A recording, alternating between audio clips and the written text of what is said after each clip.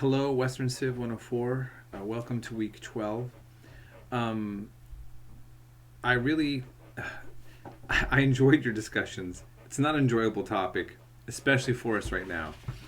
But I also think that you all are very privileged, and I've been very privileged to revisit this topic because we are getting a better understanding about the past where people went through something very similar, and we are getting the advantage of seeing how we can make a better circumstance out of a situation that hits a little too close to home, right? So, good job on being very thoughtful in a lot of your comments, and you know, being able to look at this from a very helpful and positive kind of way from what we're dealing with. So I also am happy to see many of you that are catching up on some late work and also continuing to move forward despite so many distractions to be able to stay focused. I'm not going to have much to say on this week's announcement, but I want to mention one thing before I kind of cover some of the topics that we're coming up into. Many of my students are writing to me and saying that they're feeling sick at times, and normally that's just, it happens. This is the flu season and it's allergy season. I myself had the flu not that long ago, and I called the doctor. I did not go in, but I called to mention my symptoms and ask if it's something that I need to take more serious or not. And what the nurses, I had two nurses interview me on the phone. I don't have insurance. I called up to just see if anybody would even listen or talk to me, but it worked out. They listened to my breathing, and what they were saying is that it's good not to be paranoid because flu symptoms and allergies symptoms are similar to coronavirus. Doesn't mean that you have it, but it's not a time to mess around with stuff like this. So you don't want to be paranoid, but you also want to be proactive. And the nurses told me if something coronavirus really hits the respiratory, it creates respiratory problems. People can't breathe. That's the problem that happens with the coughing and choking. So she said, if anything develops in your chest and your breathing, you need to deal with that ASAP. And so I know that many of you are a lot younger, but I hope by now you know it's a myth that being young means you can't get it. You are not as susceptible, and you are likely to get through it if you get it. But don't think that you couldn't be a victim of coronavirus. So I'm just trying to ask you, when you're writing me that you're sick, to try to investigate that with some professional feedback in some way. Okay, I have a friend in Finland, a guy I met traveling. He's younger than me, and he ended up in the hospital with coronavirus, actually on a respirator. He actually was in a very critical situation, and he's in his 30s. Now, he claims that he has asthma, and he thinks that might have contributed to it. But the point is, and he's recovering. Okay, so that's the good news. But the thing is that, again, this is just not a time to take sickness lightly.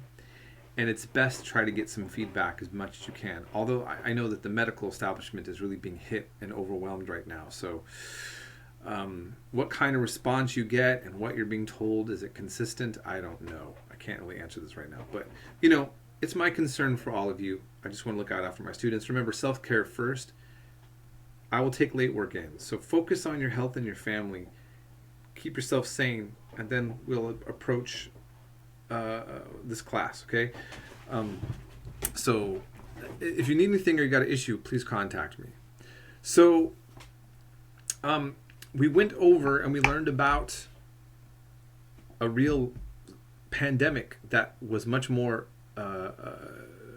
harsh and how its effects were on the globe.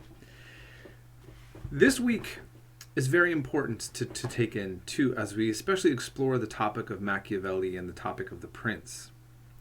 And and and the idea of wealthy families and their control over society. Look, I want to be completely honest. Part of a problem that we're dealing with in the 21st century is the consolidation of wealth in fewer hands, and seeing a massive wealth disparity in the world, but not just the world, in America as well. Now, we've been known as a nation that is really prides ourselves on our upward mobility aspects, that a person who is poor and struggling, if you work hard, if you're creative, if you're innovative, if you take risks and try to be an entrepreneur, you can go up. But we know this is not what's been happening. And even now, as we're looking at our own crisis, if you watch all the news networks, and it doesn't matter, Fox or CNN, the topic is, how do we preserve the economy and keep everybody safe?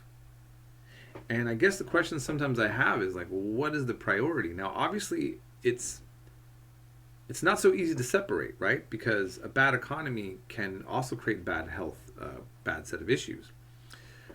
But, look, we have a medical system that is private. Nobody else in the world has that. Okay, now I'm going to sound like I'm promoting some sort of like a political agenda here, but I want to, but this is just fact. The fact is, I was in Hong Kong. Hong Kong has almost no social safety net, but they have universal health care. Everywhere else in the world has universal health care, a healthcare system that's already geared up to be available to everyone. We don't have that. Now, look, Italy has that, but their situation is pretty bad. Now, would it be worse if they had a private system? Or what does it all mean? I guess my point is that by the time this is all done, we're really going to see challenges to each system in the world. I mean, systems that use more authoritarian means in which to try to deal with the crisis. Those of us who are trying to stay away from using government and still relying a lot on the private sector. But in the middle of all this, I want you to think about whether or not politicians are really being honest, and think about the way that Machiavelli discussed in that documentary how the world of politics works, and think about some of the lessons you're learning. Now, the idea for me is not to make you into conspiracy theorists or to turn you into revolutionaries, to be angry. What I'm trying to do is help us to be critical thinkers in this time. We already learned about how people turned into some weird stuff, and even racism in the Middle Ages over, the Black Death. And we can always see that when there's a crisis, there's going to be people who try to take advantage of it in a negative way. And so what I'm hoping is that when we go over the information that we cover for this week, we can also think about how we can try to protect ourselves, to think in regards to what we're going to vote or support, or how we're going to deal with what's going on. Now, we obviously have limited abilities to contribute much to this one way or the other. But it's still good to know in my mind to be a little more aware, so that whatever I do politically, I'm hoping to have as much wide eyes opened about it, and hoping that I'm making the most rational decision based on everything that one can know about what's going on, right? So that's all I have to say on that. Please take care of yourselves. Contact me if you need anything, and we'll be in touch.